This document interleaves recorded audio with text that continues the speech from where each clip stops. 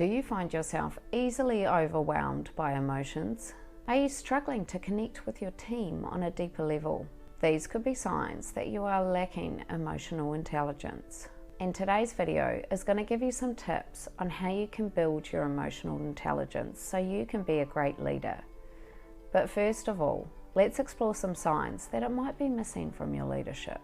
The first one is frequent outbursts or emotional reactions. Do you find yourself getting angry, frustrated, or overwhelmed easily? Do you struggle to suppress those feelings and find yourself having an outburst which you quickly regret? The second is difficulty understanding other people's emotions. Do you struggle to empathize with your team members?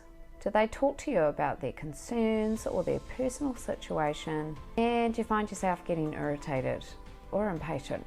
Perhaps they raise issues such as a disagreement with a colleague, and you just find it petty and annoying and really struggle not to tell them just to suck it up. What about impulsive decision making? Do you make decisions based on emotion or logic? Perhaps somebody asks you to make a decision on something and you find yourself just going along with what they've suggested because you can't really be bothered digging into the detail of it. Do you have strained relationships? Are you having trouble maintaining and building strong relationships with those around you in your workplace? Perhaps you find yourself on the outside with your colleagues, or feel like your team are on a different planet and you can't connect with them or feel awkward. What about a lack of self-awareness? This one can be hard to identify for obvious reasons.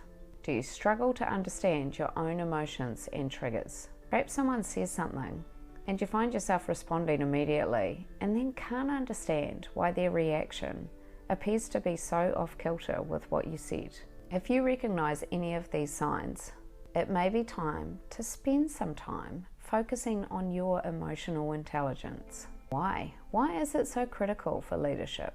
Well, often it is about being able to pick up on body language, subtle cues, tone of voice, language, and really honing your observations that make the difference between a good and a great leader. Now, for those of you who are new to my channel, my name is Nikki. I've been in leadership for 17 years and I've spent a long time developing my emotional intelligence and have gone from leading just 2 people to leading leaders of large teams. And if you're getting some value out of this video, please like and subscribe. It would help me out a lot. Now, back to why emotional intelligence is important in your leadership. The first thing is about empathy. Leaders with high emotional intelligence can identify and understand and empathize with team members, building trust and fostering a supportive work environment. It helps with self-awareness. Understanding your emotions and triggers can help you make better decisions and avoid impulsive actions. Emotional intelligence is essential for relationship building as well as conflict resolution. It can help you really effectively manage those tricky situations with conflict to help find mutually beneficial solutions. And lastly, emotional intelligence builds resilience so that you can bounce back from setbacks and challenges. So how do you develop emotional intelligence? The first step is to do some of that fun stuff, self-reflection. I say fun because if you're someone like me who prefers action over reflection, this does take some practice. I would start with an exercise at the end of each day for maybe 5 to 10 minutes. Think about your day and how you might have reacted or responded to different situations. Was there any point where you think you weren't understood by your team?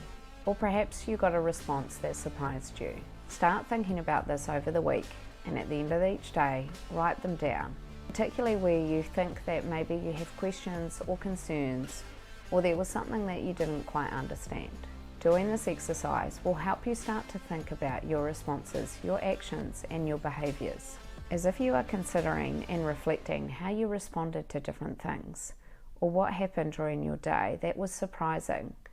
You start to then think about it in the moment more too. You can stop and take a breath a little bit easier and think, oh, this feels like something that I might have to write down at the end of the day. Maybe I should think about my response a little bit harder. Over time, you'll start to catch yourself before you react. The next step is to seek honest feedback. This can be challenging, particularly if you do it properly, i.e. you ask people that you genuinely respect, that you know will give you honesty. I have done a video about the importance of seeking feedback and how to put this in place, which is linked on your screen. It's not just about seeking the feedback though. You actually have to be able to action it and put into place anything that may need a bit of an overhaul. Step number 3 is to practice empathy. This is about putting yourself in others' shoes and trying to understand their perspective. Easy, right? Actually, this isn't everyone's strength. You may need to put into place concrete steps to ensure that you are able to consider others and respond to individuals with empathy. You can do this by active listening. This is really concentrating on what somebody else is saying without distractions and asking clarifying questions to ensure that you have really understood what they are saying. Again, another video on the screen to help you with this. Step number 4 is managing stress. If you can develop healthy mechanisms to cope with stress, it'll enable you to be in the moment and handle pressure and how you present yourself to your team, so you can be calm and measured in your approach. There are many ways to manage stress, such as through exercise, meditation, appropriate sleep, good work-life boundaries, time with family and friends, and again, another video to help you with this on the screen. This leads nicely to step 5, which is to learn emotional regulation. Practicing techniques to move away from the reaction and to stop, consider, and respond style of communication. This is really important in leadership. You will be hit with emotion, reaction, and sometimes disrespect in the role as a leader. And you need to be able to relax, take a breath, and respond in a measured manner. You can do this through just taking a second in the moment, particularly when you feel a really strong emotion, so you don't respond straight away. Even just being able to stop and not respond immediately is a massive step forward. Take a breath and try and be measured in your approach. You can also adopt techniques like meditation and mindfulness to regulate your emotions. Emotional intelligence is a skill that can be built by focusing on self-awareness, empathy, and emotional regulation. You can become a more effective and composed leader. What steps do you take to manage your emotional intelligence? Share your experiences and strategies in the comments, and thanks very much for watching.